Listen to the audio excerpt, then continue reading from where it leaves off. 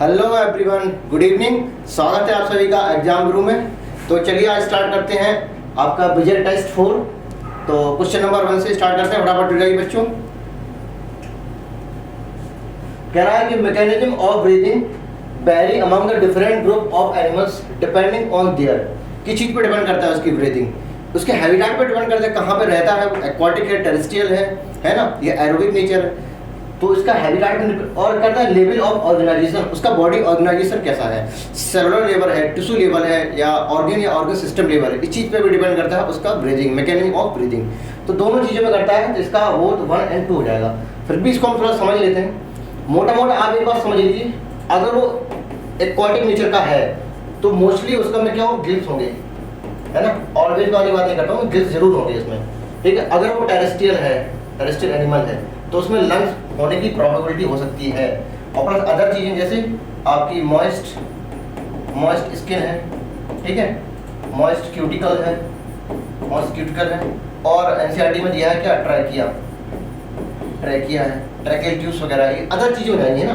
तो अदर जितनी भी है टेरेस्ट्रियल में अदर, ठीक है, और बाकी एक्वाटिक में तो गिल्स जरूर होंगे, ठीक है।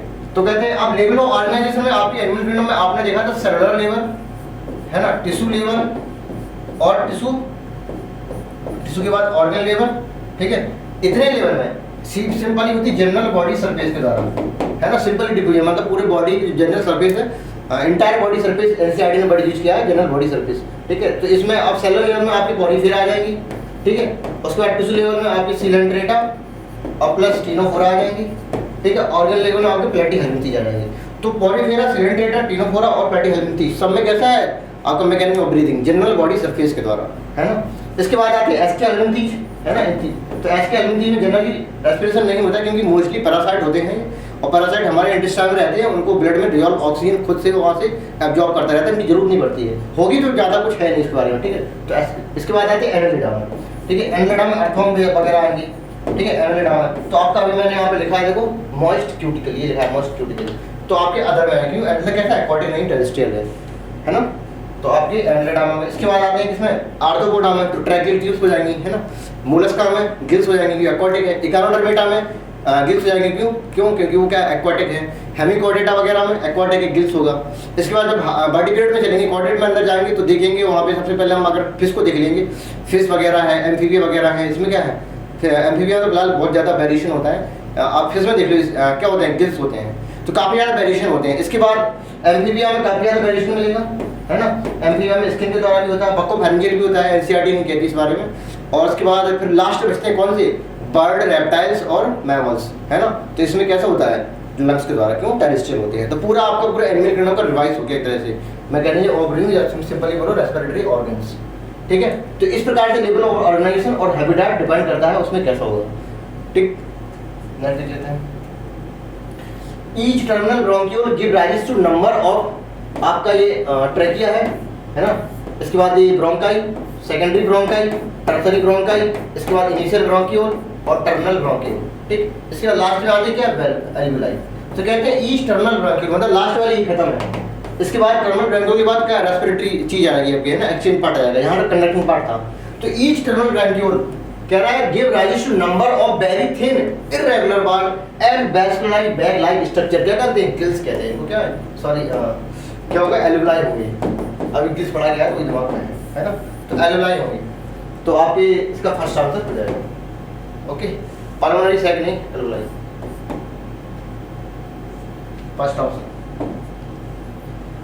आउटर प्लेट मेम्ब्रेन, फिर से लंग्स बनाएंगे हम, ठीक है। ये लंग्स हो जाएगा, एक लंग्स हो जाएगा। कहते हैं आपकी इसकी जो लंग्स है, इसकी कवरिंग होती है कौन सी, प्लेटल membrane.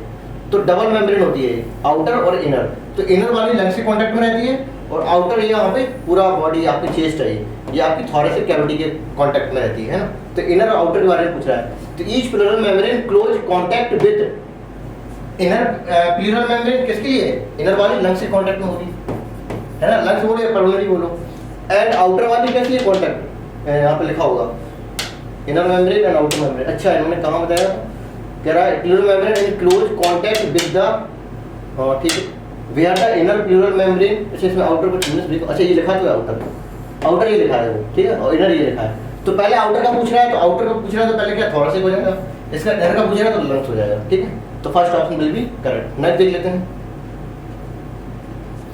Nasal chamber open in the larynx, नहीं फारिंक्स है ना, क्योंकि नेजल जो नेजल चैम्बर है वो ओपन होता है एक्चुअली में नीजोफैरिंक्स में, लेकिन इस बारे में एनसीईआरटी कुछ बोलती है नीजोफैरिंक्स के बारे में।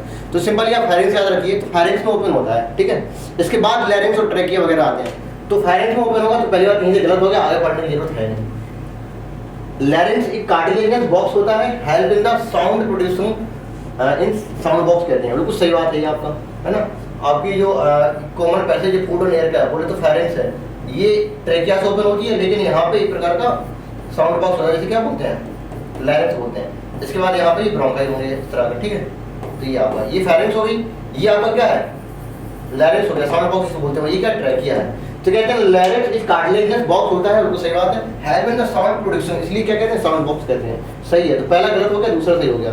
तो statement 1 is incorrect and statement 2 is correct, hence answer will be third. Next देख लेते हैं, which of the following form respiratory and, अच्छा रेस्पिरेटरी पार्ट बोलो या एक्सचेंज पार्ट बोलो। कहते हैं आपके टर्मिनल इनिशियल टर्मिनल ब्रोंकियोल तक का जो पार्ट होता है, स्टार्टिंग से लेके एक्सटर्नल नॉस्ट्रल से लेके टर्मिनल ब्रोंकियोल्स तक, वो कैसा होता है, कंडक्टिंग पार्ट होता है। इसके बाद एलोलाई और उसकी डक्ट कैसी होती है, एक्सचेंज पार्ट होती है, या कहते हैं रेस्पिरेटरी पार्ट होती है, ठीक है। तो respiratory exchange part in the respiratory system क्या होगा, इसमें एलोलाई होंगी और उसकी डक्ट होंगी, है ना, alveoli and their duct. External nostril up to secondary bronchi, external nostril up to terminal bronchiole, ये वाला टर्सरी ब्रोंकाई है। अच्छा टर्सरी ब्रोंकाई कुछ होता नहीं है, टर्मिनल होता है यहाँ पे, है ना। तो ये इस वाला पार्ट जो अगर यहाँ टर्मिनल होता तो ये वाला पार्ट कौन सा हो जाता है, कंडक्टिंग पार्ट, है ना, ये कंडक्टिंग हो जाता। और ये वाला कौन सा है आपका, रेस्पिरेटरी पार्ट, ठीक है, रेस्पिरेटरी पार्ट हो गया, ठीक है। तो आंसर आपका कौन सा, फर्स्ट है। नेक्स्ट देखते हैं, the total thickness of the diffusion membrane कितनी होती है, मच लेस देन 1 मिलीमीटर, है ना। कहते हैं आपकी जो एल्वेलाई की स्क्वामस एपिथेलियम है ना, सिंगल लेयर होती है, स्क्वामस एपिथेलियम है एल्वेलर, और यहाँ पे आपका बेसमेंट सब्सटेंस हो गया और यहाँ पे ब्लड वेसल पड़ी है यहाँ, ठीक है। इसको क्या बोलते हैं, ब्लड वेसल, इसको बोलते हैं एंडोथेलियम। तो इसकी टोटल थिकनेस जो होती है, इसकी 1, 2 और 3 तीनों मिला के इसको कहते हैं डिवीजन मेम्ब्रेन। जो टोटल थिकनेस होती है इसकी 1 मिलीमीटर भी नहीं होती, ठीक है। तो कहते हैं लेस देन 1 मिलीमीटर, तो मच लेस देन 1 मिलीमीटर में बहुत 1 मिलीमीटर होगी, वरना उससे कम ही होगी। तो एनसीईआरटी ने वर्ड यूज किया है मोर, मच लेस, इस तरह का, इसलिए बनाया गया आपकी एक्यूरेसी बढ़ाने के लिए। नेक्स्ट देख लेते हैं, टाइडल वॉल्यूम क्या होता है, वॉल्यूम ऐसा वॉल्यूम नॉर्मल छोड़ते हैं और नॉर्मल लेते हैं। तो नॉर्मल लिया, नॉर्मल छोड़ा, tidal volume. Inspiratory reserve volume जोर से लिया, है ना, कितना होता है 3000। एक्सपायरेटरी रेजर वॉल्यूम जोर से छोड़ा, क्या होता है, कितना होता है 1000 से 1100। रेजिडुअल वॉल्यूम क्या होता है, वॉल्यूम ऐसा वॉल्यूम होता है जो लंग्स में फोर्सफुल एक्सपायरेशन के बाद जो बचा रह जाता है, उसे क्या कहते हैं, रेजिडुअल वॉल्यूम। और पार्टिकल कैपेसिटी क्या होती है, टाइडल वॉल्यूम, आईआरबी और ईआरबी तीनों को मिला के क्या बोलेंगे, पार्टिकल कैपेसिटी, ठीक है। तो वैल्यू सिंपली इसमें पूछिए, डेफिनेशन के बारे में आगे डिस्कस करेंगे अच्छे से हम। तो टाइडल वॉल्यूम आपका सिंपली 500 ml एयर, और आईआरबी आपको हो जाएगा कितना, 2500 से 3000। एक्सपायरेटरी रेजर वॉल्यूम आपका हो जाएगा कितना, 1100 से 12, तो आपका रेजिडुअल वॉल्यूम हो गया। और ये हो गया आपका, है ना, 1000 से लेके 1100 तक होता है ये, है ना। और आपकी बची है बैटल कैपेसिटी, तो कितनी होगी, 4000 से 4600। तो आप मैचिंग कर लीजिएगा, बाकी हमने कर लिया है, ठीक है। नेक्स्ट देख लेते हैं, during the expiration the diaphragm become, expiration पर डायफ्राम कैसा हो जाएगा, अपनी नॉर्मल पोजीशन में आ जाएगा। उसकी नॉर्मल पोजीशन कैसी होती है, डोम से, इस तरह से, है ना, इस तरह से। और ये एक्सपायरेशन का है ये। और इंस्पायरेशन में कैसा हो जाता था, फ्लैट, हल्का सा फ्लैट ऐसे हो जाता था। क्यों, नीचे तरफ ऐसे कांटेक्ट होगा तो आपके जो लंग्स हैं इससे जुड़ी क्या, फ्रेनिक मसल ऐसे करके, ठीक है। जब ये फ्लैट होगा, नीचे तरफ खींचेगा तो इसका वॉल्यूम कैसा बढ़ जाएगा, प्रेशर कैसा घट जाएगा। तो कहते हैं इसका नेगेटिव प्रेशर हो गया कंपैरिजन टू 1 एटमॉस्फेयर प्रेशर। तो बाहर अंदर तुम्हारी सारी एयर अंदर आ जाएगी, ठीक है। अब जब ये हो गया क्या, इंस्पायरेशन, जैसे एक्सपायरेशन होगा तो जो मसल कांटेक्ट होती है वापस से रिलैक्स हो जाएंगी, है ना, ये नीचे कांटेक्ट होगी वापस से रिलैक्स हो जाएंगी ऊपर तरफ, है ना। कौन सी एक्सिस पे, एंटीरियर पोस्टीरियर एक्सिस पे। तो कैसी लगेगी, डॉम सीट, सिंपल ही था आंसर। फ्लैट कब होगा, डायफ्राम फ्लैट तब होगा जब इंस्पायरेशन होगा, ठीक है। कहते हैं inspiratory reserve volume and tidal volume and expiratory reserve volume. अब इसमें थोड़ा हम बताएंगे, देखो ये आपकी एल्वेलाई है, दो वॉल्यूम हमेशा रहो करो अंदर, 1100 प्लस 1200 मैक्सिमम वैल्यू लेंगे हम, ठीक है। ये होता है ERV, ये होता है रेजिडुअल वॉल्यूम। दो और बची वॉल्यूम, कौन कौन से? एक 3000 वाला बचा है 3000 ml बोले तो IRV बचा है, और एक बचा है 500 ml वाला बोले तो TB बचा है, ठीक है। बाहर लिखने और अंदर लिखने का फायदा अभी बता दें क्या होता है, ठीक है। ये आपका ERV है। कहते हैं नॉर्मली क्या होता है, ये नॉर्मल लिया, नॉर्मल छोड़ा, टाइडल वॉल्यूम, ठीक है। ये जोर से ले सकते हैं और इसको जोर से छोड़ सकते हैं, ठीक है। ये वाला जब जोर से छोड़ने के बाद जो बचा रह गया उसे कहते हैं रेजिडुअल वॉल्यूम। तो volume in air, volume of air remain in the lungs after forceful expiration, that is residual volume. कहते हैं अगर ये नॉर्मल ले रहा है, नॉर्मल छोड़ रहे हैं ना, अगर नॉर्मल लिया तो एक बार नॉर्मल छोड़ भी देंगे, तो कहते हैं ये दोनों वॉल्यूम, इसे डिफाइन कैसे करेंगे? Volume of air after normal expiration this plus this, this plus this को क्या बोलते हैं? FRC। तो अंदर लिखने का यही फायदा है। फंक्शनल रेजिडुअल कैपेसिटी बोले तो FRC क्या है, दोनों मिला के volume of air remain in the lungs after normal expiration, तो FRC फोर्सफुल एक्सपायरेशन तो रेजिडुअल वॉल्यूम, इसका ये फायदा होता है, ठीक है। और नॉर्मल लिया, नॉर्मल छोड़ा, टाइडल वॉल्यूम, जोर से लिया IRV, जोर से छोड़ा ERV, ये सारी डेफिनेशन हो जाती हैं। तो कहते हैं दिस प्लस दिस बोले तो आपका ये और अंदर की ये तीनों मिला के क्या वाइटल कैपेसिटी हो जाती है, ठीक है। तो वाइटल कैपेसिटी क्या होती है? IRV प्लस ERV और प्लस TB, है ना। कहते हैं ये तो हो गया, ठीक है। और कहते हैं आपका जो IRV और TB है, इन दोनों को मिला के क्या बोल सकते हैं? इसको और इसको मिला के, मतलब बाहर की लिखा दूंगा। ये क्या है एक्चुअली में, ये क्या है? ये है आपकी इंस्पायरेटिव कैपेसिटी, ठीक है। तो इंस्पायरेटिव कैपेसिटी बोलो प्लस ERV बोलो, या फिर पूरा टोटल बोल दो यहाँ पे, है ना। एक फॉर्मूला और होता है टोटल लंग्स कैपेसिटी में, ये तीनों रहेंगे, एक और आ जाएगा कौन सा? तो ये क्या है आपकी वाइटल कैपेसिटी है ना। तो वाइटल कैपेसिटी और प्लस रेजिडुअल वॉल्यूम, ये टोटल लंग्स कैपेसिटी हो जाएगी। जब इसमें वाइटल कैपेसिटी निकालेंगे तो BC बराबर क्या हो जाएगा? TLC माइनस के RV। तो बहुत सारे फॉर्मूले हो जाते हैं इधर उधर, एक बार आप समझ लो इस तरह से, तो सारी चीजें क्लियर हो जाती हैं हमारी, ठीक है। तो कहते हैं ये आपने दिया, ये क्या है? वाइटल कैपेसिटी है जो गिवन है आपके यहाँ पे। तो कहते हैं किसके इक्विवेलेंट है ये? वाइटल कैपेसिटी, ये जो मैंने लिखा है यहाँ पे। तो IRV और TB दोनों को मिला के हम IC बोल रहे थे ना, तो यहाँ पे लिखा है IC और प्लस ERV। हाँ ये सही हो गया हमारा। और भी देख लेते हैं, टोटल लंग्स कैपेसिटी माइनस के फंक्शनल रेजिडुअल कैपेसिटी, नहीं ये तो कुछ नहीं होता है। Inspiratory capacity plus functional residual capacity, मतलब ये टोटल लंग्स कैपेसिटी है। देखो बाहर दो वॉल्यूम लिखे थे मैंने और ये अंदर के दो FRC थी, तो टोटल लंग्स कैपेसिटी है ये वाली थर्ड वाली। ये क्या है? टोटल लंग्स कैपेसिटी, ठीक है। ये क्या है? Vital capacity. और इंस्पायरेटिव कैपेसिटी और रेजिडुअल वॉल्यूम, इन दोनों को मिला के क्या बोलते हैं? कुछ नहीं बोलते हैं, ठीक है। कोई डेफिनेशन नहीं है इसका। तो इस तरह से आपको फर्स्ट आंसर हो जाएगा। अच्छा क्वेश्चन था ये, थोड़ा कॉमन सेंस था, नहीं देख लेते हैं। Enzyme that increase the reaction, जो आपके मेटाबॉलिक रिएक्शन बोले तो कैटाबॉलिक रिएक्शन से बने हुए CO2 और H2 है, ये दोनों कंबाइंड होकर बना देते हैं H2CO3। बाद में ये further H plus HCO3 minus बोले तो बाइकार्बोनेट में टूट जाएंगे, वो अलग की बात है। ये ब्रेक डाउन हो या फॉर्मेशन हो, दोनों के दोनों कहाँ होते हैं? RBC के अंदर। क्यों? इसके अंदर होता है कार्बोनिक एनहाइड्रेट की कंसंट्रेशन ज़्यादा होती, प्लाज्मा में है लेकिन यहाँ पे ज़्यादा होती है। तो formation of carbonic anhydrate and break down of carbonic acid both occur in the RBC, है ना। और यही बाइकार्बोनेट कंडक्ट हो जाएगा, CO2 लेके चला जाएगा कितना? 70%, है ना। आगे बताएंगे अभी आपको। तो ये दोनों चीजें मिलेंगी कहाँ? RBC के अंदर। एग्जाम कौन सा है? Carbonic anhydride. First option will be correct. Next देख लेते हैं। The partial pressure of oxygen maximum कहाँ होती है? सबसे ज्यादा होती है कितने? एटमॉस्फेयर में। कितना होता है? 159, ठीक है, mmHg, ठीक है। वीनस ब्लड में कितना होता है? 40, ठीक है, mmHg।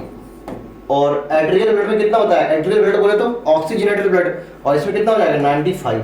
पूरा नहीं लिखेंगे, समझ जाओ, ठीक है। और इसमें कितना होता है? 104। सारी वैल्यू याद होंगी आपको, ठीक। तो आपका सबसे मैक्सिमम कहाँ है? एटमॉस्फेयर एयर में। इसी को सिंपल यार एटमॉस्फेयर एयर ना बोले, इंस्पायर या फिर एक्सपायर एयर बोले तो वो उसका मतलब ही क्या होता है? एटमॉस्फेयर। तो वहाँ भी इंस्पायर एयर बोले एक्सपायर, तो उसमें भी सबसे ज्यादा होगा। न्यूमोटैक्टिक सेंटर क्या होता है? कॉन्स में, ठीक है। देख लेते हैं। फिश में रेस्पिरेटरी ऑर्गन क्या होते हैं? गिल्स होते हैं, है ना, गिल्स होते हैं। और गिल्स के द्वारा होने वाला रेस्पिरेशन क्या बोलते हैं? Branchial respiration. तो H3 हो जाएगा। बायोलॉजिकल एनर्जी कैसे बोलते हैं? ATP को। इतना कितना अभी मैंने बताया एट्रियल ब्लड में बोले तो ऑक्सीजनेटेड ब्लड में इतना किसका? ऑक्सीजन का पार्शियल प्रेशर होता है ना। तो एल्वुलर एयर में इतना ही होता है। अच्छा ऑक्सीजनेटर में 95 होता था, एल्वुलर सॉरी है ना, एल्वुलर में इतना होता है। साउंड को उसके तो लैरिंक्स को बोलेंगे, ठीक है। तो आपने मैच कर लेना। फिर भी देख लेते हैं AH3 B और 4 दोनों होगा, C से डिसाइड हो जाएगा। तो C का क्या होगा 1 या 2, C का क्या होगा 2, तो आंसर क्या हो जाएगा फर्स्ट। नेक्स्ट देख लेते हैं एम्फाइसेमा ये condition resulting from cigarette smoking की वजह से एम्फाइसेमा हो जाता है, जिसमें से रेस्पिरेटरी आपका जो पार्ट है वो डिक्रीज हो जाता है ना, ऑक्सीजन की कंडक्शन कम हो जाएगा। How many matching are incorrect पूछ रहा है। ट्रैकियल रेस्पिरेशन, ट्रैकिया से होने वाला इसमें ट्रैकियल होता है, फिश में नहीं होता है, किसमें होता है इंसेक्ट में होगा ये, तो ये आपका गलत हो जाएगा, ठीक है। क्यूटेनियस रेस्पिरेशन अर्थवर्म होता है, किससे मॉइस्ट स्किन है ना, तो ये सही हो जाएगा। डायफ्राम इंस्पिरेशन हो चाहे एक्सपिरेशन, डायफ्राम का यूज तो जरूर होगा है ना, तो ये भी आपको सही हो जाएगा। तो इंस्पिरेशन में क्या डायफ्राम का यूज होता है, बिल्कुल होता है ना, कॉन्ट्रैक्ट करेगा, फ्लैट हो जाएगा। तो सिर्फ एक ही गलत है, तो आंसर कौन सा फर्स्ट हो जाएगा। नेक्स्ट देख लेते हैं। It is known that exposure of carbon monoxide is harmful to animal because, ये क्वेश्चन एनसीईआरटी से नहीं था, लेकिन आपका एनसीईआरटी एग्जाम्पल अलग से आता है, तो उसमें था ये है ना, तो इसलिए मैंने डाला गया इसको। तो कार्बन मोनोऑक्साइड कहते हैं आपकी जो इसकी सॉल्युबिलिटी है, इसकी स्टेबिलिटी है आरबीसी के साथ वो 200 से 250 गुना ज़्यादा होती है, लेकिन एनसीईआरटी में है, लेकिन किसकी आपकी केमिस्ट्री की एनसीईआरटी में है, ठीक है। तो कहते हैं आपकी जो आरबीसी है, आरबीसी की सॉल्युबिलिटी है सबसे ज़्यादा किसमें होती है, कार्बन मोनोऑक्साइड में, इसके बाद CO2 में, और सबसे कम ऑक्सीजन में। ये कितने ज़्यादा कहते हैं 20 से 25 गुना ज़्यादा होती है, और ये इससे कितने गुना कहते हैं लगभग 200 गुना ज़्यादा होती है, ठीक है। तो याद रखो, एक बार ये बन गया तो दोबारा से जो इससे कंडक्ट ऑक्सीजन होने वाली थी आरबीसी वो नहीं होगी, इसलिए इसका रिडक्शन क्या हो जाएगा, कम हो जाएगा है ना, कंडक्शन कम हो जाएगा। तो कहते हैं इसका क्या फर्क देखने को मिलेगा हमें, इट रिड्यूस ऑक्सीजन ट्रांसपोर्ट है ना, और हमारी क्या हो जाएगी डेथ हो जाएगी अगर लगातार इसका हमें कंसंट्रेशन मिलती रहेगी। Insect have tracheal for respiration, बिल्कुल सही बात है, ट्रैकियल रेस्पिरेशन बोलते हैं।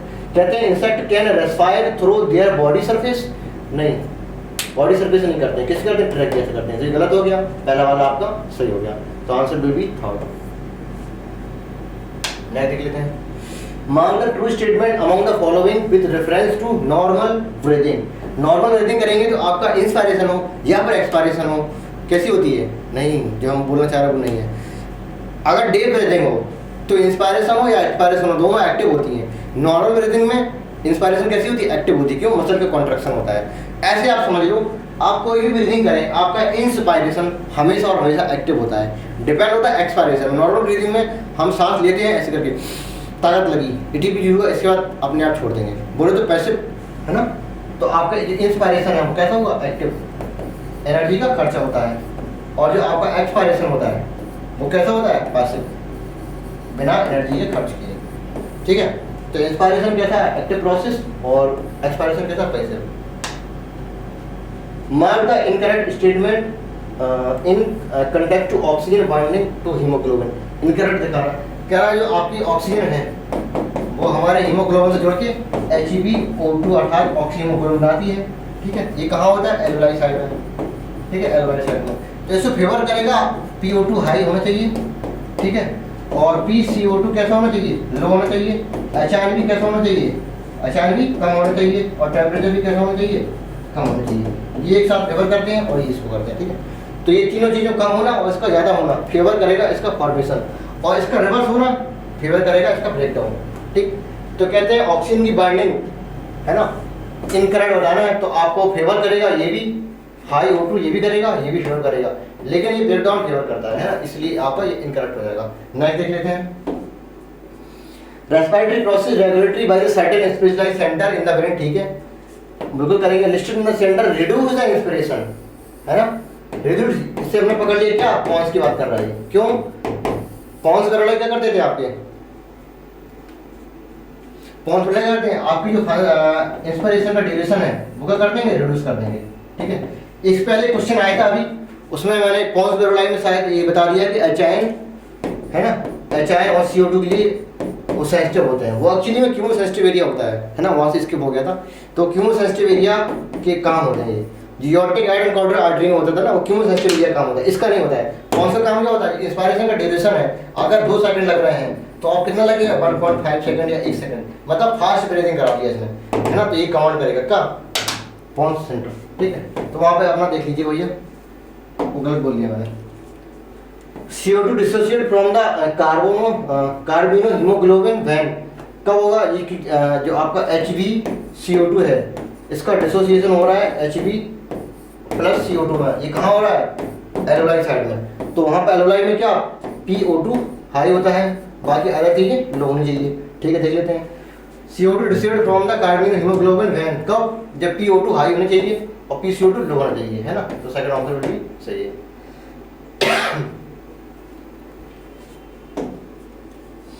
अर्थवर्म मॉइस्ट स्किन से करेगा, है ना? नहीं करेगा, मॉस्किटो से करता है, हाँ। तो मॉस्किटो से करेगा अर्थवर्म। और एक्वाटिक आर्थ्रोपोड क्या है? गिल्स के द्वारा करेगा, फिश भी गिल्स के द्वारा करेंगे। और फ्रॉग क्या करेगा? मॉइस्ट स्किन के द्वारा। तो ट्रैकिया कोई ऑप्शन नहीं है। अगर यहाँ पे सिर्फ आर्थ्रोपोड होता है तब आंसर क्या ट्रैकिया होता है। तो कुछ बच्चे कह रहे होंगे कि इसमें करेक्शन है, कुछ नहीं, क्योंकि यहाँ पे 2 और 2 दो जगह आ रहा है, देखो B और C में। तो ये आपका सही है, आपका आंसर, है ना, क्योंकि आपके एक्वाटिक आर्थ्रोपोड फिश दोनों के द्वारा गिल्स के द्वारा करेंगे।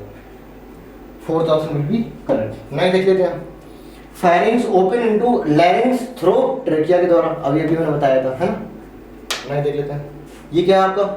ये आपका यहाँ पे देखो, ये क्या है? एल्वेलाई है ना, एल्वेलाई है। और ये क्या है? आपकी लैरिंग्स है, ठीक है, लैरिंग्स। और ये क्या है? आपका ट्रेकिया है, ठीक है। यहाँ पे क्या होता है? एपिग्लॉटिस, यहाँ पे है एपिग्लॉटिस।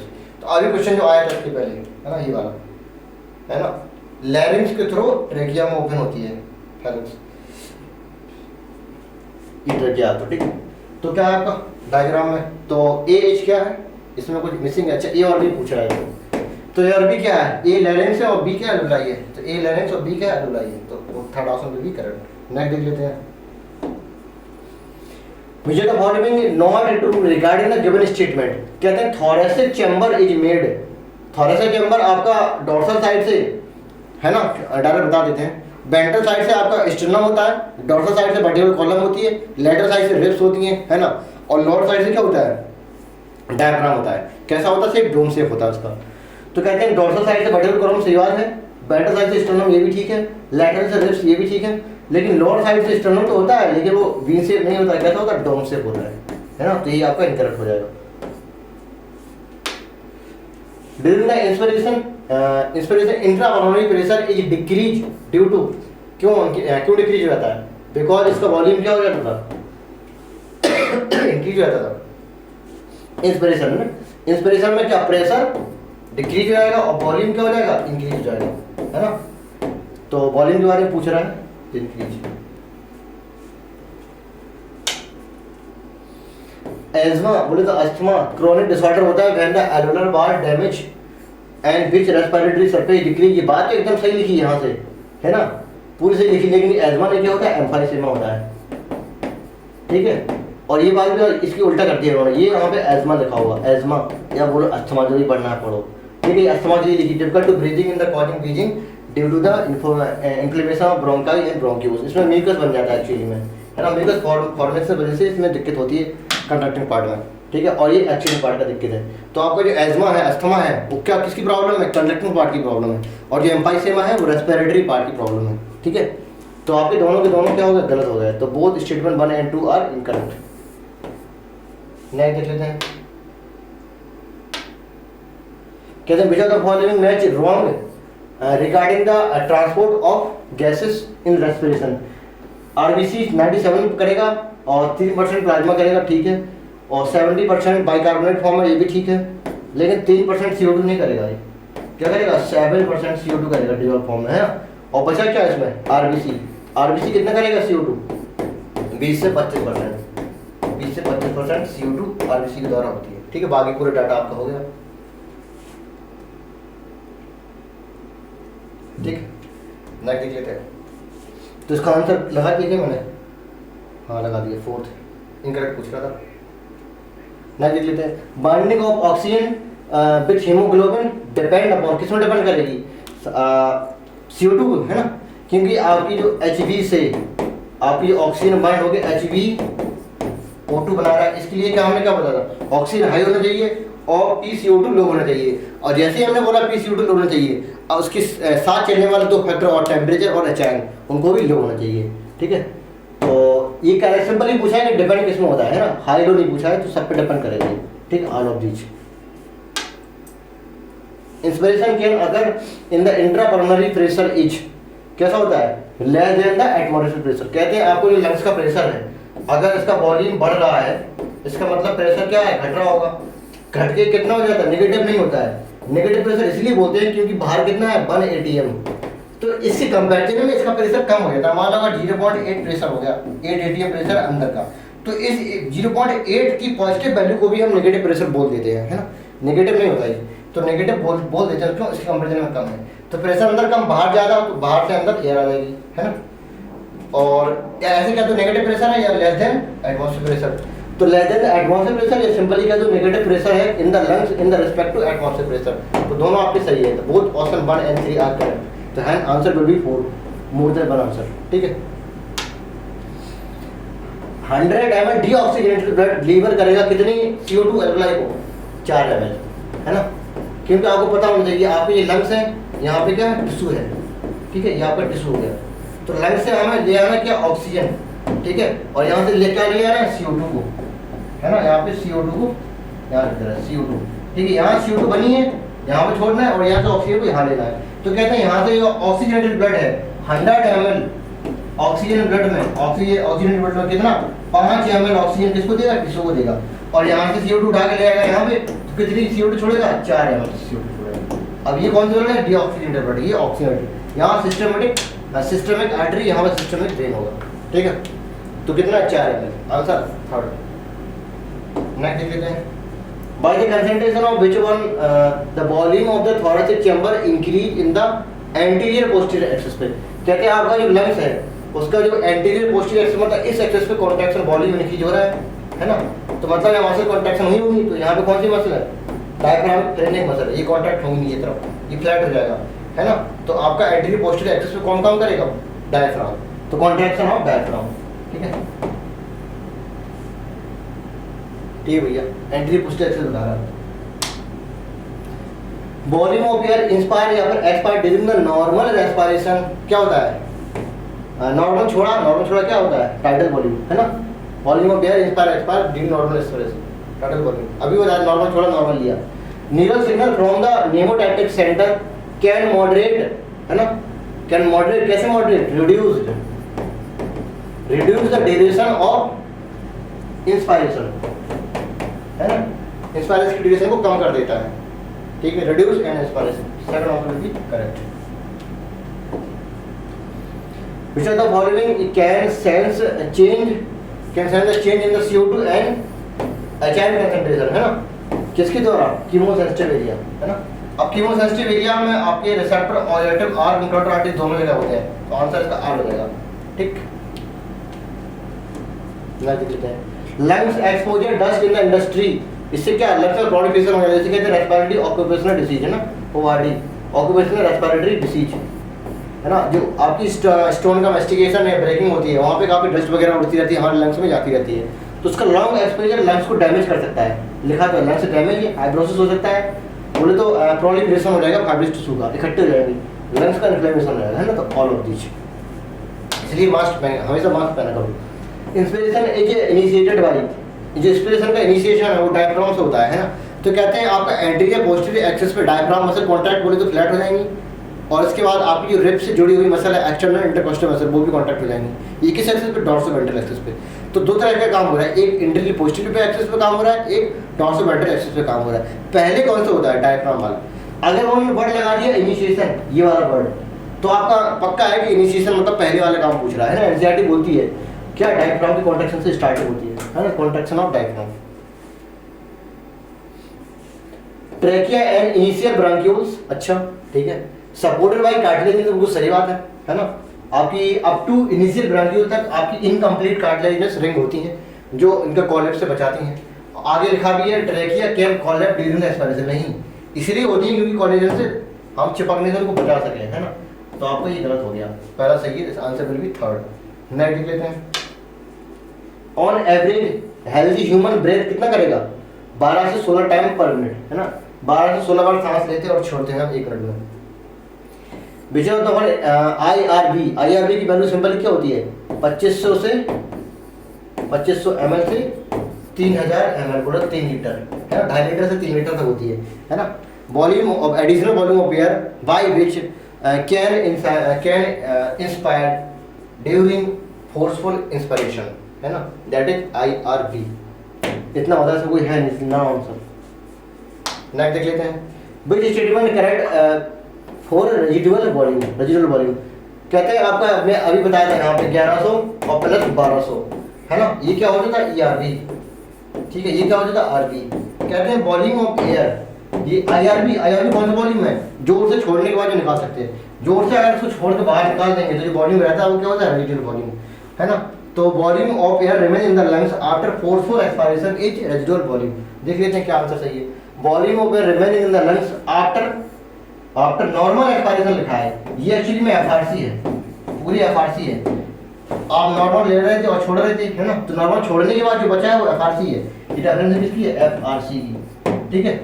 हमें जोर से छोड़ना है, तो volume of air remain in the lungs after forceful expiration, normal expiration, दोनों डेफिनेशन थोड़ा चेंज है, बस इतने का अंतर है, इसलिए ये कहाँ है, RB है, तो आंसर विल बी 4। बहुत से लोगों ने फर्स्ट लगाया होगा। और additional volume of air can inspire, ये आपका IRB हो गया।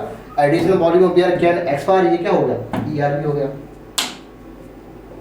Volume of air in the volume of air will be remain in the lungs after normal expiration, वही आ गया, वही चीज है ना। तो नॉर्मल एक्सपायरेशन के बाद जो बचता है वो क्या होता है, फंक्शनल रेजिडुअल कैपेसिटी, और फोर्सफुल एक्सपायरेशन के बाद जो बचता है वो क्या होता है, रेजिडुअल वॉल्यूम, तो FRC। Which statement is correct, कहता है टोटल लंग्स कैपेसिटी ERB, इनको इंक्लूड करेगा। अच्छा, टोटल लंग्स कैपेसिटी में IRB ERB और क्या होता है, एक ERB IRB तो होती है ना, तो गलत हो गया ये। Functional residual capacity include ERB TB नहीं, ये आपका वाइटल कैपेसिटी है, नहीं वाइटल कैपेसिटी कुछ नहीं है, ये RB है ना, कुछ नहीं है, ठीक। तो कहता है vital capacity include ERB TB and IRB, हाँ ये सही है आपका। अभी मैंने बताया था आपके अंदर कौन सी दो वॉल्यूम है, 1100 प्लस 1200, बोले तो ERB है और कौन सी RB है। इसके बाद 3000 और ले सकते हैं, बोले तो IRB एक्स्ट्रा, और 500 ml नॉर्मल लेके जैसे छोटा बोले तो TB, ठीक है। तो आपके ये दोनों वॉल्यूम बोले तो IC, और अंदर का ये वाला वॉल्यूम बोले तो ERB, दोनों को बढ़ा के हम क्या बोलते हैं, वाइटल कैपेसिटी। सिंपली बोलो, जो टोटल लंग्स की कैपेसिटी है, RB को छोड़ दो, बाकी वही हो गया आपका। तो टोटल लंग्स कैपेसिटी क्या, माइनस RB इक्वल टू क्या होता है, BC, ठीक है। यहाँ पर BC बराबर सिंपल लिख लो IRB plus ERB plus title volume, ऐसे लिख सकते हैं आप, काफ़ी तरीके होते हैं लिखने की। तो वाइटल कैपेसिटी इंक्लूड करेगा इनको को सही बात है। एक्सपायरेटरी कैपेसिटी इंक्लूड करेगा TB को, नहीं TB प्लस ERB को, तो ये भी आपका गलत हो गया, ठीक है। तो third option will be correct. देख लेते हैं, ये आपका क्या है, बेसमेंट सब्सटेंस लग रहा है आपको यहाँ पे, ठीक है। ये आपकी एंडोथेलियम और ब्लड वेसल, ब्लड कैपिलरी है, ये इसको हम एपिथेलियम और एल्वेलर वॉल है, और बीच में बेसमेंट मेम्ब्रेन, तीनों बनाते हैं क्या, डिफ्यूजन मेम्ब्रेन, जिसकी थिकनेस कितनी 1 मिलीमीटर से थोड़ा कम होती है, ठीक है। तो आपका ये क्या है, basement substance. Which % of oxygen transport bye RBC के द्वारा कितने, 97%, ठीक है। और बाकी 3% इसके द्वारा होता है, प्लाज्मा के द्वारा इन डिजॉल्व स्टेट में, ठीक है। बाकी रही CO2 को 3 लोग करेंगे ट्रांसपोर्ट, वही पुरानी वाली RBC भी करेगी, वही प्लाज्मा डिजॉल्व स्टेट में करेगा। एक नया आ जाता है बाइकार्बोनेट फॉर्म में, है ना, बाइकार्बोनेट फॉर्म में, ठीक है। इसके द्वारा कितना 70% होगा स्पेशल वाला, और इससे कितना 20 से 25% होगा, और यहाँ कितना 7% होगा, ठीक है। तो आपका 97% आंसर वैल्यू। नेक्स्ट लेते हैं, which factor favourable for formation of oxyhaemoglobin. अभी कितनी बार बताया मैंने, हीमोग्लोबिन से जब ऑक्सीजन जुड़ता है एल्वेओलाई साइड में, बोले तो HbO2 बनाता है, आप HbO2, है ना, HbO2 बोले तो ऑक्सीहीमोग्लोबिन फॉर्मेशन करेगा, इसे फेवर करेगा हाई पार्शियल प्रेशर ऑक्सीजन को, है ना, और लो होना चाहिए किसका, PCO2 का। जैसे ही मैंने बोला PCO2 लो होना चाहिए, इसके साथ साथ HI भी कम होना चाहिए और टेम्परेचर भी कम होना चाहिए। ये सारे फैक्टर फेवर करेंगे फॉर्मेशन ऑफ ऑक्सीहीमोग्लोबिन, और इसका रिवर्स कर देंगे, मतलब ये लो और बाकी ये हाई, तो इसका ब्रेकडाउन को फेवर करेंगे, जो कहाँ होता है, टिश्यू साइड में होता है। तो फेवर करेगा एल्वेओलाई साइड में ऑक्सीहीमोग्लोबिन को, हाई PO2 ये लो होना चाहिए, और ये इसको हाई होना चाहिए। क्यों, लो पीच का मतलब होता है हाई HI, है ना, लो पीच मतलब हाई HI, और हाई टेम्परेचर, तो ये सब ब्रेक डाउन को फेवर करेंगे। हाँ फॉर्मेशन का पूछना था तो first option. Additional volume of air person can inspire after forceful inspiration, क्या होता है IRB, कितना होता है 2500 से 3000। इसमें ये चौथा ऑप्शन गायब है। कौन सा क्वेश्चन है 147 देख लेते हैं। हाँ चौथा ऑप्शन में आपका टर्टल वॉल्यूम है, ठीक है टर्टल वॉल्यूम, ये तो होगा नहीं आंसर, तो 30 होगा आपका IRB। नहीं देख लेते हैं। अच्छा ये इधर आ गया, कहते हैं रेट या depth of the respiration increase when, कब इंक्रीज होगा आपको ऑक्सीजन कंसंट्रेशन। देखो हमारे ब्लड में जब CO2 ज़्यादा बढ़ जाएगी तो हमें घबराहट होने लगेगी, जिससे हम जल्दी सांस लेंगे, है ना। तो कहते हैं जनरली अगर CO2 कंसंट्रेशन बढ़ गई हमारे ब्लड में तो पर हमारे रेट जो है ना डेप्थ हो जाएगी, मतलब रेस्पिरेशन में फास्ट लेंगे, तो answer will B second. A chemo sensitive area situated in the adjacent rhythm centre, ठीक है, हाईली सेंसिटिव होता है किसके लिए, दोनों के लिए। अभी मैंने बताया था कहाँ ये कहाँ एक जगह और होते हैं, कहाँ carotid art and aortic artery, है ना। कहते हैं एक्सपायरेटरी कैपेसिटी क्या होती है, total volume of air person can expire after normal inspiration, सही बात है ना। दिस इंक्लूड क्या करेंगे टाइडल वॉल्यूम, देखो एक्सपायरेटरी कैपेसिटी क्या होती है टाइडल वॉल्यूम प्लस ERB, और यहाँ पे क्या फंक्शनल रिजल्ट कैपेसिटी, ये क्या होती है, ये इंक्लूड करेगी किसको ERB प्लस RB, है ना। ये क्या होता है आपका volume of air can expire after normal inspiration, है ना, नॉर्मल एक्सपिरेशन, ठीक है। नॉर्मल एक्सपिरेशन के बाद जो बचता है लंग्स में वो ERB plus RB plus 1100 plus 1200 होता है। तो ये आपका होगा, तो ये भी आपको सही लिखा है तरह से, है ना, तो ये भी आपको सही है। देख लेते हैं functional result capacity volume of air that remain in the lungs after normal expiration लगा दिया। अगर यहीं पर हम लगा देते फोर्सफुल तो क्या हो जाता है रेजिडुअल वॉल्यूम बन जाता है, ठीक है। तो आपका ये सही हो गया, अब ये भी आपका सही है, तो दोनों ऑप्शन आपके पास फर्स्ट एंड 2 आर करेक्ट, है ना। तो फोर्थ ऑप्शन बिल्कुल करेक्ट। नहीं देख लेते हैं कॉमन पैसेज फॉर फूड और एयर क्या होता है, फेरेंस होता है, सबसे आसान। नहीं देख लेते हैं लंग्स इनक्लोज होता है किसमें, प्लूरल मेम्ब्रेन में, है ना। कैसी होती है डबल लेयर्ड, ठीक है। वाइटल कैपेसिटी अभी ढेर सारे तरीके से मैंने बताया था, है ना, वाइटल कैपेसिटी को। तो फिर से बता दें क्या, अंदर क्या है आपका 1100 प्लस 1200, ये क्या है आपका ERV, ये क्या है RV, बाहर ले सकते हैं 3000 और एक्स्ट्रा, इसको क्या बोलते हैं, ये होती है IRV, और नॉर्मल लेके तरीके से हम कितने लेते हैं 500 ml, ठीक है। ये क्या होता है TB। तो वाइटल कैपेसिटी का ये इंस्पायरेटरी कैपेसिटी और प्लस ये ERV, है ना। तो वाइटल कैपेसिटी को इक्वल टू इंस्पायरेटरी कैपेसिटी और प्लस आपका ERV, और इंस्पायरेटरी कैपेसिटी खोल के लिख लो तो एक फॉर्मूला ये होगा वाइटल कैपेसिटी का, ठीक है।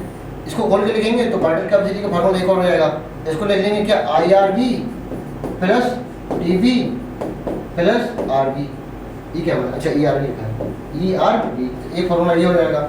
और एक और लिख सकते हैं टोटल लंग्स कैपेसिटी में, अगर हम क्या करेंगे vital capacity total lungs capacity में बोले तो टोटल लंग्स कैपेसिटी में अगर हम ये वाला हटा दें तो ये और ये जो है ना वाइटल कैपेसिटी, है ना, तीनों मिला के क्या है वाइटल कैपेसिटी। इसको छोड़ दें तो टोटल लंग्स कैपेसिटी किसको छोड़ दें हम, रेडियल वॉल्यूम छोड़ दें, तो एक प्रकार का ये होगा वाइटल कैपेसिटी। तीन तरीके से रख सकते हैं इसको 1 2 3। तो आपका IRV ये भी ठीक है, ये भी आपका ठीक ही है, और ये क्या है, ये है टोटल लंग्स कैपेसिटी। तो आपका मोर देन 1 ऑप्शन करेक्ट। तो मोर देन 1 में कौन कौन सही है, 1 and 2 सही है। हाँ अच्छा क्वेश्चन था। Which of the following change in the occur in diaphragm and अच्छा diaphragm और intercostal muscle, अच्छा इन्होंने कुछ बोला नहीं, एक्सटर्नल ही होगी। एक intercostal muscle when the inspiration of air take place, जब इंस्पिरेशन होगा तो इसमें क्या चेंज होंगे, अच्छा देख लेते हैं। अभी मैं बता देता हूँ आपका ये आपका है, ठीक है, ये आपके लंग्स है, ठीक है, लंग्स है, ठीक है। इसको यहाँ पे जोड़ी डायफ्राम से जोड़े, है ना, ये फ्लैट हो जाएगा, मतलब ये कॉन्ट्रैक्शन किसका होगा, डायफ्राम का होगा। किस एक्सिस में होगा, एंटीरियर पोस्टीरियर एक्सिस में। और यहाँ पर रिब्स है, रिब्स से भी जुड़ी क्या, एक्सटर्नल इंटरकॉस्टल मसल, ये भी कॉन्ट्रैक्ट करेंगी और ये भी कॉन्ट्रैक्ट करेंगे किस वाले एक्सिस पे, आपका डॉर्सो वेंट्रल एक्सिस पे, ये क्या एंटीरियर पोस्टीरियर एक्सिस पे। तो पहले कौन सा होता है, डायफ्राम वाला, है ना, ये वाला। इसके बाद कौन सा होता है, डॉर्सो वेंट्रल एक्सिस पे, है ना। तो इन्होंने सिंपली ये पूछा है कॉन्ट्रैक्शन के दौरान क्या होता है, ठीक है। तो एक्सटर्नल इंटरकॉस्टल मसल रिलैक्स तो होगी नहीं, बात ही नहीं है ना, ये क्या कर रहा है, एक्सटर्नल इंटरकोस्टल मसल कॉन्ट्रैक्ट, ठीक है, डायफ्राम नहीं रिलैक्स नहीं होगा, दोनों कॉन्ट्रैक्ट होंगी। External intercostal muscle and diaphragm both are contract, but इन्होंने लिखा है कि इन डोर्सोवेंट्रल एक्सिस में नहीं, ये वाली होती है डोर्सोवेंट्रल एक्सिस पे, कौन सी एक्सटर्नल वाली, और ये होती कौन सी एंटीरियर पोस्टीरियर एक्सिस पे। तो आपका थर्ड ऑप्शन एकदम सही लिखा है, ये क्वेश्चन जानबूझ के बनाया गया था, है ना, ताकि आप थर्ड देखो और आगे बढ़ जाओ। पूरा पढ़ो, external intercostal muscle and diaphragm contract तो होती है, वो तो ठीक है, लेकिन कौन सी एक्सिस पे, एक्सटर्नल वाली होगी डोर्सोवेंट्रल एक्सिस पे, एंड ये आपकी डायफ्राम वाली होगी कौन सी पे, एंटीरियर पोस्टीरियर एक्सिस पे रिस्पेक्टिवली, का मतलब है ये वाली इसके लिए, ठीक है। तो पहले बाद वाला नहीं पूछा था, उसमें सिर्फ इतना पूछा था कॉन्ट्रैक्शन के लिए, तो फोर्थ ऑप्शन भी करेक्ट। तभी गड़बड़ है।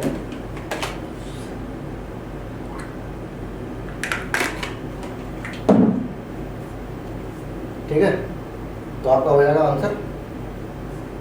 अच्छा, मैचिंग एज में ERB प्लस TB, इसको क्या बोलते हैं आप, इंस्पायरेटरी कैपेसिटी, ये है टोटल लंग्स कैपेसिटी, और ये ERB प्लस RB अंदर क्या, फंक्शनल रेजिडुअल कैपेसिटी, ठीक है। ये सिंपली आमने सामने लिखेंगे तो 1 2 3, इसका चौथा ऑप्शन क्या है, ऊपर आ गया, देखो ये क्या है आपकी, एल्वेलर है, एल्वेलाई है, ठीक है, और ये क्या है आपका, ये है आपका सिस्टमिक, ये आपकी सिस्टमिक आर्टरी, ठीक है, और ये यहाँ पे सिस्टमिक वेन होगी, यहाँ पे पल्मोनरी वेन, पल्मोनरी आर्टरी, ये टिश्यू है, ये लंग्स की एल्वेलाई है, ये पूरा मेकअप है, ठीक है, ये आपका हार्ट हो गया। तो अब पूछ रहा है ए और बी, ए और बी पूछ रहा था, ए एल्वेलाई है और बी क्या है, सिस्टमिक आर्टरी है, तो ए एल्वेलाई, ठीक है, फिर से चौथा ऑप्शन गायब, ए एल्वेलाई है और बी क्या है आपका सिस्टमिक आर्टरी, तो यहाँ पल्मोनरी आर्टरी लिखिए तो होगा नहीं, ये होगा नहीं, सिस्टमिक वेन लिखा, इसमें कोई मतलब ही नहीं है। चौथा ऑप्शन देख लेते हैं इसका, चौथा ऑप्शन है नॉन ऑफ दीज, तो आपका आंसर कौन सा हो जाएगा, नॉन ऑफ दीज, क्यों, कोई भी आंसर सही नहीं था उसका। मुझे तो फॉलोइंग है मैक्सिमम मैग्नीट्यूड, सबसे मैग्नीट्यूड सबसे ज़्यादा किसका होता है, IRB का, कितना होता है 3000, ठीक है, इसका कितना होता है 1200, इसका कितना होता है 1100, और इसका 500। Water capacity measured by spirometer, simply, है ना। Which is correct statement, कहते हैं external intercostal muscle have no role in the space, नहीं भैया रोल होना है, कॉन्टेक्ट करेंगे नहीं, गलत हो गया। नॉर्मल ब्रीथिंग 12 से 16 टाइम होती है, ठीक है। Pulmonary function can be assisted by spirometry, बिल्कुल सही बात है ना, स्पायरोमीटर। और टोटल टाइडल वॉल्यूम कितना होता है 500, ये 600 लिख रहे हैं ना, कितना होता है 500, तो ये भी गलत हो गया। तो सही कौन से है आपका, B and C. Higher amount of CO2 can diffuse through the diffusion membrane per unit difference in the partial pressure of compared to CO2। कहते हैं CO2 की solubility ऑक्सीजन से 20 से 25 गुना ज़्यादा होती है, इस वजह से इसकी जो कंसंट्रेशन है, सॉल्युबिलिटी है ना, वो ज़्यादा होती है RBC में, है ना, ऑक्सीजन की कंपैरिजन में। तो सही लिखा पहला वाला, सॉल्युबिलिटी ऑफ CO2 20 से 25 time higher than the oxygen. तो both are correct and correct explanation also, है ना, एक्चुअली भी तो कर रहा है ना, फर्स्ट ऑप्शन भी correct. In the normal respiration which has no role, किसका कोई रोल नहीं होता है। इंटरकोस्टल मसल तो कॉन्ट्रैक्ट करेगी, डायफ्राम की मसल भी कॉन्ट्रैक्ट करेंगे, स्टर्नम का भी रोल होता है, ऊपर नीचे होता है, स्प्लीन में कोई रोल नहीं है यहाँ पे, ठीक है। तो फोर्थ ऑप्शन भी करेक्ट। नेक्स्ट देते हैं, additional volume of air person can expire by forceful expiration, क्या होता है ERB, है ना। और एक और होता है additional volume of air can inspire after forceful inspiration, है ना, उसको क्या होता है, वो होता है IRB, ठीक है, ठीक है, आपका ERB है। इसका भी फोर्थ ऑप्शन का है। What is the value of residual volume in adult human, कितना होता है 1200 ml, है ना। Specialised vascular structure, vascular structure, vascular का मतलब क्या होता है, वैस्कुलर से, वैस्कुलर का मतलब ब्लड वेसल से, हर वो स्ट्रक्चर जिसमें ब्लड वेसल का काफी नेटवर्क हो, उसे कहते हैं वैस्कुलराइज्ड, ठीक है। तो specialised vascular structure called gills, ठीक है, are used by most of the aquatic arthropod, हाँ सही है, एंड मोलस्क दोनों में, ठीक है। वहाँ से वैस्कुलर बैग बोले तो लंग्स, है ना, lungs used by terrestrial animal, है ना, टेरेस्ट्रियल एनिमल जैसे कि बर्ड, जैसे कि रेप्टाइल्स। अब तुम कहोगे बर्ड तो टेरेस्ट्रियल नहीं होते हैं, है ना, एरोबिक होते हैं, तो टेरेस्ट्रियल एनिमल लिख दिया उन्होंने, लेकिन बर्ड, रेप्टाइल और मैमल तीनों किसके द्वारा होते हैं, लंग्स के द्वारा।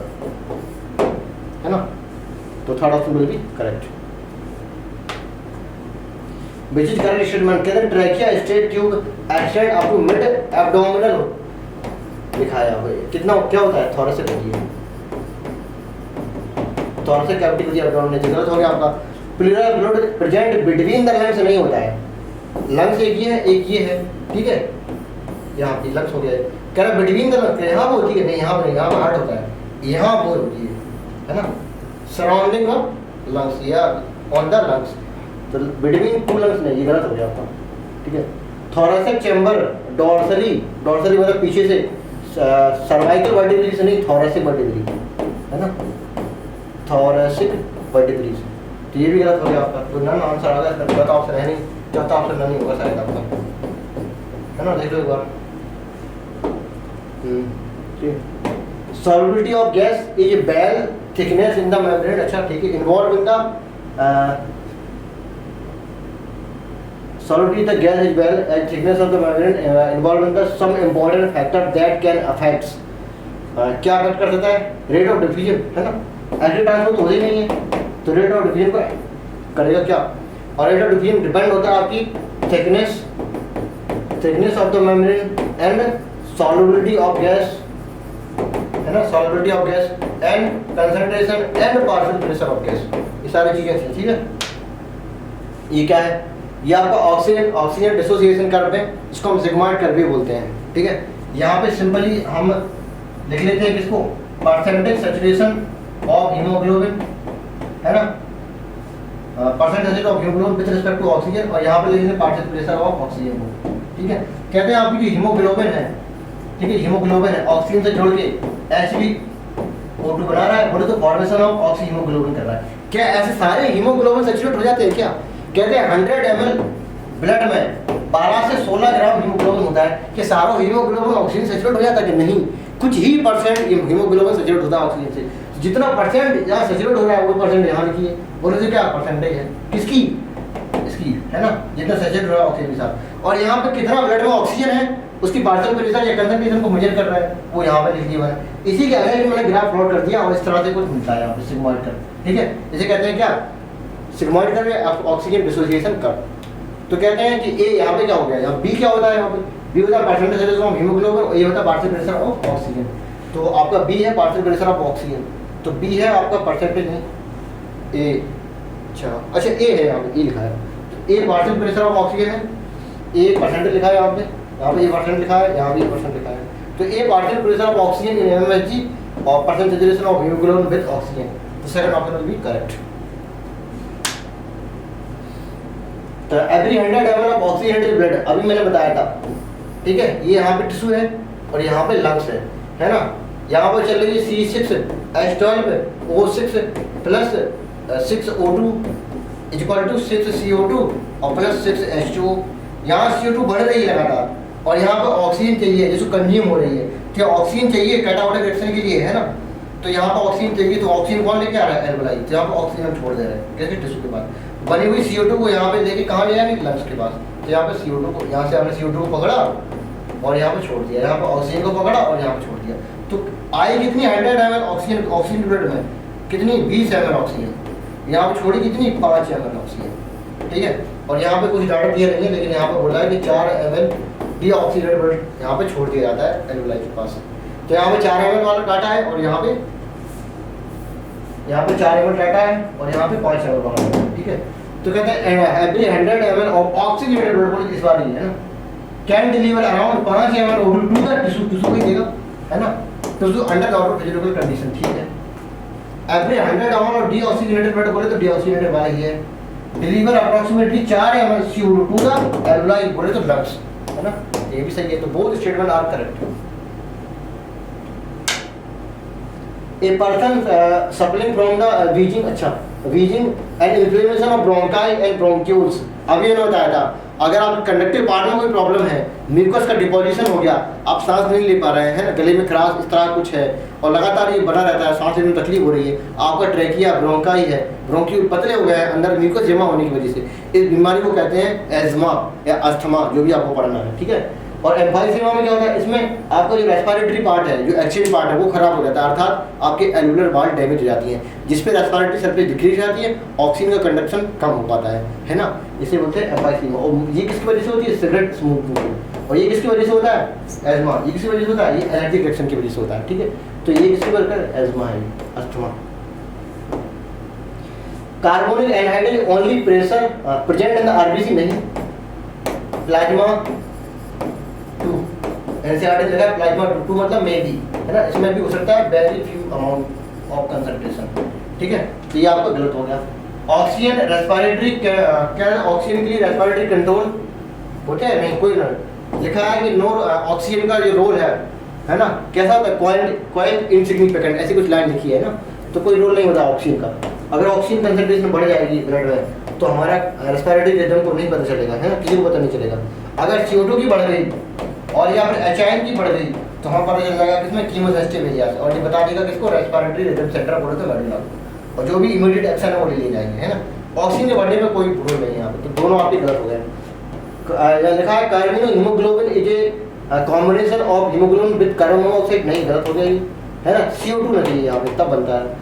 7% CO2 जो है प्लाज्मा के द्वारा कंडक्ट होती है, CO2 की सही बात लिखी है। 20 से 25% होती थी ऑक्सीजन के द्वारा, और 70% हो जाता तुम्हारे बाइकार्बोनेट के फॉर्म में। तो only D is correct, correct पूछ रहा था, है ना, तो 4000 विल बी करेक्ट। नेक्स्ट देखते हैं, भारत incorrect statement, spirometer has no clinical significance, नहीं भैया, क्लिनिकल सिग्निफिकेंस तो होते हैं स्पायरोमीटर का। ये हेल्दी मैन कैन इंस्पायर या एक्सपायर अप्रॉक्सीमेटली 6000 से 8000 ml पर मिनट होते हैं, पर मिनट है ना। मेटल वॉल्यूम है ना, एक मिनट में, एक बार में 500 ml लेते हैं, एक बार में, है ना, 500 ml लेते हैं, और 12 से 16 बार एक बार में सांस लेते हैं एक मिनट में, ठीक है। तो 12 से, अगर 12 से मल्टीप्लाई करेंगे तो 12 बच्चे 60, तो कितनी आएगी, 6 हमारा। अगर मान लो 16 बार ले रहे हैं सांस, तो है ना, 16 पंचे 80, तो उस केस में 8000 ml है। तो कहते हैं 6000 से 8000 ml हम टाइटल वॉल्यूम के द्वारा एक वर्ड में लेते हैं। तो ये आपका सही हो गया, ये आपका गलत हो गया। एक्सपायरेटरी रिजर्व वॉल्यूम कितनी होती है, 1000 से लेके 1100 ml होती है, बिल्कुल सही बात है ना। नॉर्मली एक्सपायरेशन क्या होता है, पैसे प्रोसेस होता है, ये भी आपका सही होता है। और नॉर्मली जो आपका इंस्पायरेशन तो ऑलवेज कैसा होता है, एक्टिव होता है, ठीक है, एक्टिव होता है। लेकिन ये नॉर्मली अगर लगा दिया एक्सपायरेशन तो पैसिव है, ठीक है। अगर फोर्सफुली ब्रीथिंग कर रहे हैं तो एक्सपायरेशन भी क्या हो जाता था, एक्टिव हो जाता था। क्यों, क्योंकि उसमें हमारा इंटरनल स्ट्रोस मसल और एडिशनल मसल और एब्डोमिनल मसल का यूज होता है, वो कॉन्ट्रैक्ट करेंगी। और कोई भी मसल कॉन्ट्रैक्शन एक बार हो गया तो muscle contraction always active process होती है, ठीक है। तो आपका ये भी आपका ठीक हो गया। तो आपका इंटरनेट पूछ रहा था, अच्छा इंटरनेट पूछ रहा था, तो ओनली ए है कि कोई ऑप्शन नहीं, इसमें तो ऑप्शन गड़बड़ हो जाएगा। इनकरेक्ट स्टेटमेंट, स्पायरोमीटर नो ये हेल्थी, अच्छा ये भी तो गलत हो गया था, पर सेकंड लिख दिया है ना उन्होंने, है ना, ये गलत हो गया था आपका। तो A एंड B इनकरेक्ट, है ना, तो A and B first option बोल दिया। देखिए इसका आंसर गलत तो नहीं दे दिया मैंने, 171 पेपर में दिख रहा है, इसमें तो मैंने सही किया है, पेपर में आंसर सही किया है कि नहीं, फर्स्ट ही दिया, ठीक है। नेक्स्ट देख लेते हैं, ट्रैकिया, ट्रैकियो रेस्पिरेशन, ठीक है। और रेस्पिरेटरी सेंटर कहाँ है, अच्छा मेडुला के पास है, ठीक है। और मोस्ट क्यूटिकल के द्वारा अर्थोम करेगा, ओके। और कार्टिलेजिनस रिंग कहाँ, इंसेक्ट में होता है, नहीं होती है। तो एक काम करते हैं, एक काम भी करते हैं, कार्टिलेजिनस रिंग को हम ट्रैकिया से मिला देते हैं, है ना, ठीक है।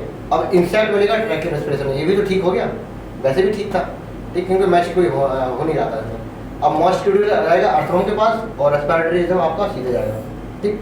अब देखो AH4 okay, VH2 BH2 okay, CH1 और DH3 थर्ड ऑप्शन, चौथा ऑप्शन गायब है ना। Which is not a true statement, true statement कौन है, कहते हैं पार्टिकल ऑफ CO2 है डीऑक्सीजनेटेड ब्लड में कितना होता है, 95 में कितनी होती है, 40, तो गलत हो गया। और CO2 की एल्वुलाई में कितनी होती है, अच्छा डीऑक्सीजनेटेड पूछ रहा है ना, तो 45 होगा, यहाँ 45 होगा, और यहाँ पे एल्वुलर ब्लड में कितना होता है, 40 होता है, ठीक है। और ऑक्सीजन का एल्वुलर ब्लड में 104 होता है, सही है। और PCO2 का डीऑक्सीजनेटेड ब्लड में कितना होता है, 95, ये भी आपका ठीक है ना। एक बार देख लेते हैं, PCO2 का एल्वेओलर ब्लड में ठीक है 40 सही लिखा है मैंने। PCO2 डीऑक्सीजनेटेड ब्लड में कितना होता है? PCO2 का डीऑक्सीजनेटेड 45 होता है, ये भी ठीक लिखा है ना। मतलब ये 45 होता है, लेकिन यहाँ उन्होंने गलत लिखा था ना, ये आपका गलत हो गया। और ये आपका ये भी सही है, ये भी सही है, ठीक है। POC2 और एल्वेओलर ब्लड में 40 होता है, ये भी आपका सही है, लिखने से आप कंफ्यूज हो गए, ठीक है। तो ये भी आपका सही है। BCD है चौथे ऑप्शन में क्या? नहीं है, तो गलती कर रहा है क्या? नॉट ट्रू पूछ रहा है ना, ओनली ए है ना, बहुत ऑप्शन। ये क्या भी है? अच्छा पार्शियल प्रेशर में, अच्छा ठीक है दिया है। अब यहाँ पे क्या ए और बी पूछ रहा है ना, फाइंड ए एंड बी है ना, फाइंड ए एंड बी। तो ए यहाँ पे है, ये बी यहाँ पे है। तो ए एल्वेओलाई में ऑक्सीजन कितना होता है? 104 होना है, ठीक है। और बी क्या है? ऑक्सीजनेटेड ब्लड है। ऑक्सीजनेटेड ब्लड में CO2 कितना होता है? अपनी मिनिमम वैल्यू बोले तो 40 होता है, ठीक है। तो आपका कितना हो जाएगा? 104 और 40, 104 और 40, ठीक है। Specialised centre present in the region of the brain, respiratory rhythm. Respiratory rhythm centre कहाँ होता है? रेस्पिरेटरी रिदम सेंटर किसके पास होता है? मेडुला के पास, है ना। रिस्पॉन्सिबल फॉर द प्राइमरी बोला है ना, प्राइमरी, तो प्राइमरी सेंटर आपका ये होता है RRC। तो यहाँ कहाँ? मेडुला में होगा। नहीं देख लेते हैं। What is PCO2 and PO2 the atmospheric air as compared to those in the alveolar air? तो आप बना लो, यहाँ पे ये एल्वेओलर एयर हो गया, ये क्या बना दी? एल्वेओलाई बना दी, और यहाँ पे क्या बना दी? एटमॉस्फेयर बना दिया, ठीक है। तो यहाँ पे देख लेते हैं, यहाँ पे PCO2 कितना होता था? 0.3 है ना, और PO2 कितना होता था? 159 mmHg, ठीक है। और यहाँ पे ऑक्सीजन कितना होता था? PO2 कितना होता था? 104, और PCO2 यहाँ पे कितना होता था? 40, ठीक है। तो कह रहे हैं कि what will be the PO2 and PCO2 in the atmosphere, in the atmosphere मतलब एटमॉस्फेयर का पूछ रहे हैं वो, है ना। तो PO2 कितना है?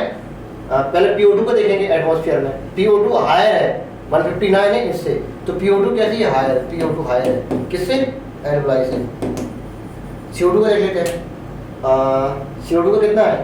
0.3 है, यहाँ 40 है, तो PCO2 कैसी है? लोअर है, किसमें? एटमॉस्फेयर पूछ रहा है, तो PCO2 कैसी है?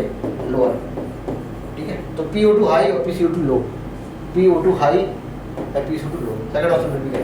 ये आपको क्वेश्चन NCERT का ही है, NCERT पीछे देखना है, चैप्टर के एक्सरसाइज में दिया गया है, हाँ? तो वहीं से दिया जाएगा, थर्ड ऑप्शन होगा। PO2 इन द एल्वेओलाई कितना होगा?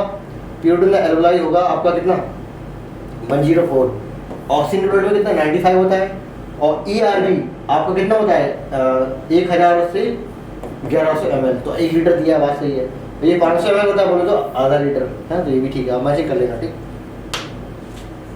विच of the following respired through gills, gills के द्वारा होने वाला रेस्पिरेशन या तो फिश में होगा, फिश के द्वारा, है ना, या मोलस्का, या फिर एक्वाटिक आर्थ्रोपोड, ये 3 होते हैं, ठीक है। तो यहाँ पे क्या दिया? फिश दिया है।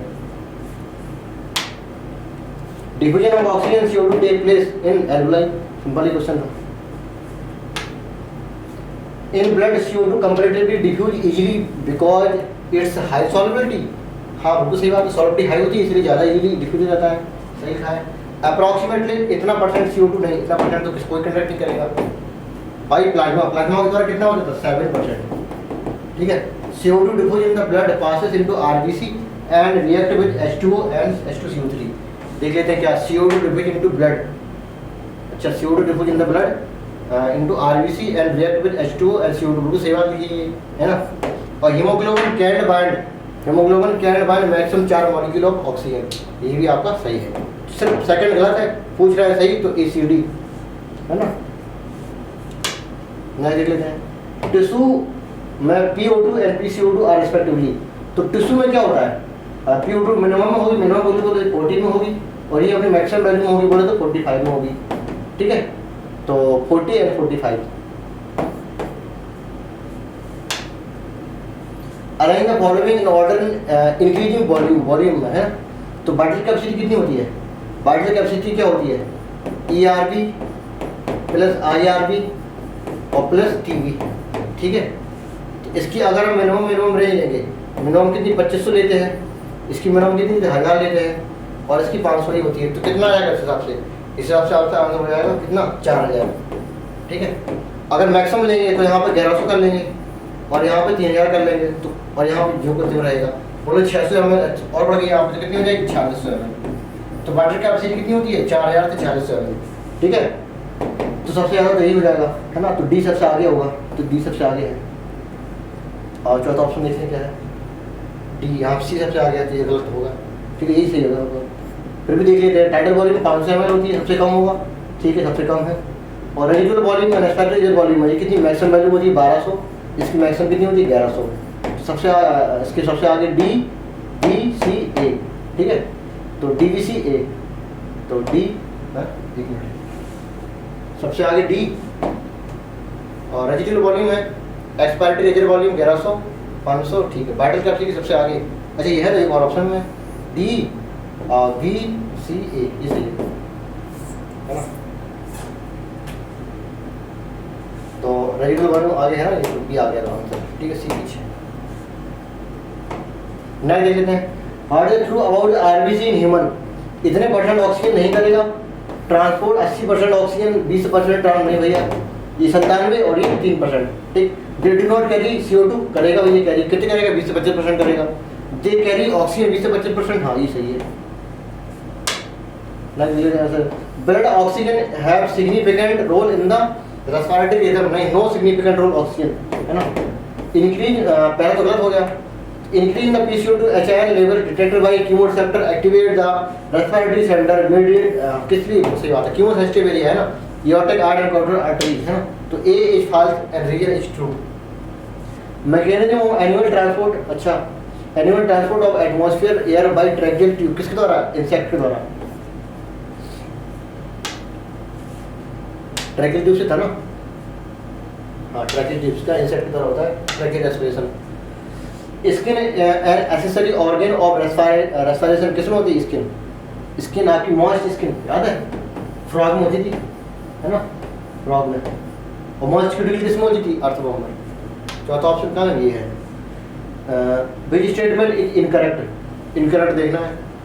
लोअर इन्वर्टिब्रेट लाइक स्पॉन्जेस सिलेंडेड इन प्लेटफॉर्म ETC वगैरह में exchange of oxygen CO2 simple body surface, अभी मैंने बताया सबसे पहले क्वेश्चन था ये, सही हो गया।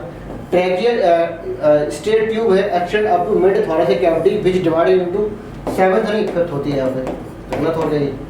ये healthy man can inspire expire of 6000 से 8000 ml ऑफ एयर पर मिनट, ये सही है आपका, है ना।